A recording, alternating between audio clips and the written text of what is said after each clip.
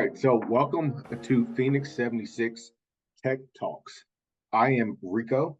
I am a 20 plus year professional in IT, and I have my buddy here. I'll let you introduce yourself and tell us a little bit about yourself, Rich. Hi, I'm Reggie.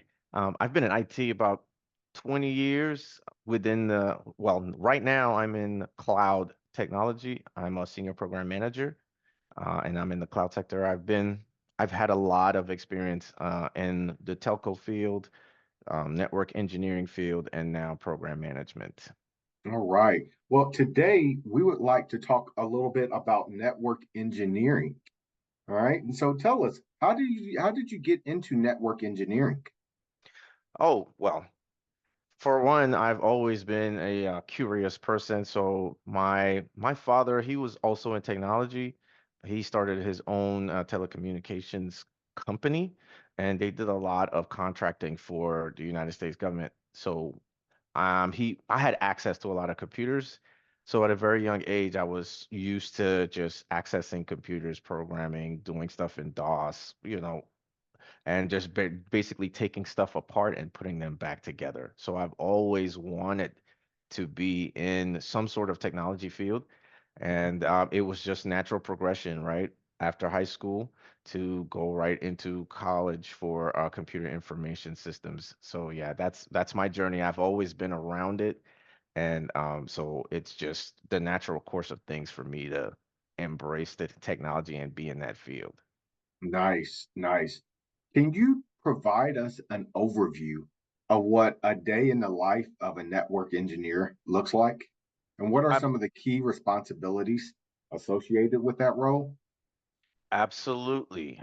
So the best way to put, what a network engineer does, I want to quote one of my mentors, is like if you don't hear from us, then that means everything is good, right? What we're doing there is basically making sure that all the core layer three, layer four on the OSI model, like network in equipment, is running smoothly. That way, all our banks or hell, even churches or whatever that requires access to the internet is running smoothly. So a day in the life will look like, we have the enterprise network, of course, right? So that entire landscape of equipment from all the way from routers, switches, um, hubs, if you have servers, anything that requires access to the internet is running smoothly. So there's going to be a lot of troubleshooting of that, right? While everything is going on during the day, there's going to be a lot of triage in the event that something happens or breaks. Then there's also going to be a lot of long range planning because as every company grows, the need for either network gear, whether physical or in the cloud, increases as well. So there's going to be a lot of stewardship, is what I like to call it. So we're here watching, making sure that everything is running smoothly, and then at the same time, we're also proactively planning, how this is going to grow. Nice, nice. Mhm. What technical skills and qualifications do you believe made you successful as a network engineer? And how, if you're a young guy or a young person looking into getting, how can we acquire those skills and kind of demonstrate them in order, to get those jobs out there? That's a very good question. So, first and foremost, you just have to have that genuine, drive to want to be a continuous learner. This technology changes with the wind, right? Every year, 2 years, something new comes up. So you want to be a continuous learner.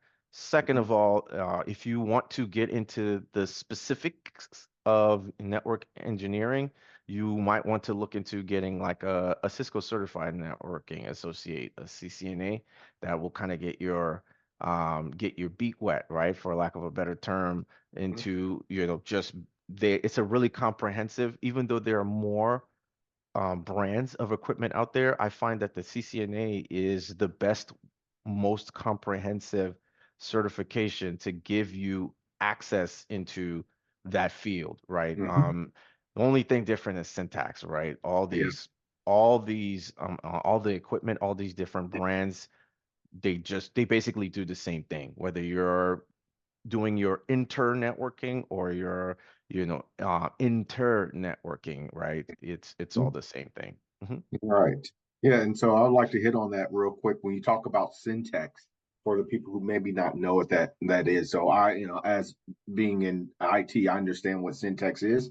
But Mhm. when you talk about your CCNA with Cisco, right, and then you talked about the syntax for the others, what did you mean by that? Oh, yeah, absolutely. To elaborate on that, it's basically the native language that you use to execute, your commands to the equipment. So we have Juniper, for instance. They might do the same, the commands might be the same, but how you tell the equipment how to do this command might be slightly different, which is what I meant by Okay, syntax. great. Hmm. Thank you for that explanation. Hmm. Right. So network engineers often collaborate, with other IT teams and the departments. So how do you foster that effective communication and collaboration across the teams to achieve your enhanced objectives? Oh, that's an excellent question. Did you have more to add to that, or? No, that was it. That was it. Aw- Awesome. So yeah, it is necessary, right, for collaboration. Just to put it blankly, a lot of these other teams, whether they're software engineers, people doing stuff in the cloud, they will require the network. The network is the core of any infrastructure that is out here in the world today, right? Because at the end of the day, you have to get out into the internet, right? So they have to come through us. So being in such a unique space, it is necessary for you to have that, camaraderie to help people or to help your other teams achieve your company's, overarching goals. It will come naturally. That's the best way I could put it because they're going to come to you if something is broke, right? Mm. And you're also going to need to have your systems ready to be able to facilitate them anyway. So you're going to be in the planning phases and also in the troubleshooting or problem phases. Yeah, I think what I hear is that your what we call the power skills, they're not soft skills anymore, those power skills, being able to Yes, communicate with people is going to be vital, not just your technical skills or the hard skills that we have. All right, kind of, absolutely. oh, good. All right, Mhm. so last but not least, I'll give you a chance to kind of wrap up after this last question, but all over the internet and the news and stuff, we hear cybersecurity, cybersecurity, cybersecurity, right? Along with Gen AI, cybersecurity and data are all up there as, the next big thing, right? That we have to make sure that we're taken care of. How do you interact? What are some of your concerns grown as a network engineer when it comes to with regards to cybersecurity? Great question. So yes, um, as we are as we're moving along in technology, right, it is really important that everyone plays a part in securing your network, right? As a network engineer, we are responsible for the throughput of data, and it is imperative that we are also, working closely with our cybersecurity folks or teammates to ensure that we are protecting, our enterprise network. So right now, actually, within our company, there it is encouraged for the network engineers to also take cybersecurity to kind of create a hybrid kind of technologist, right? To tackle these problems. So what we I feel like everybody has a role to play in this at the end of the day, but specifically for the networking field, it pays and it's best for you to also embody some of those cybersecurity practices to make you a well-rounded person. What I find in the job market now is they're also looking for network engineers with cybersecurity experience, right? You can never have too much security on your infrastructure. Right, right. So, as we wrap up, how about you just give us a quick little summary or words of encouragement for young kids or young people out there who are maybe looking into becoming a network engineer? Okay.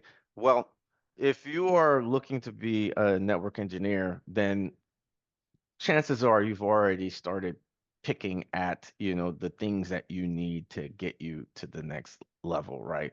One question I get asked a lot is what what degree did I get, right? So I'm a unique case. I went in right after high school.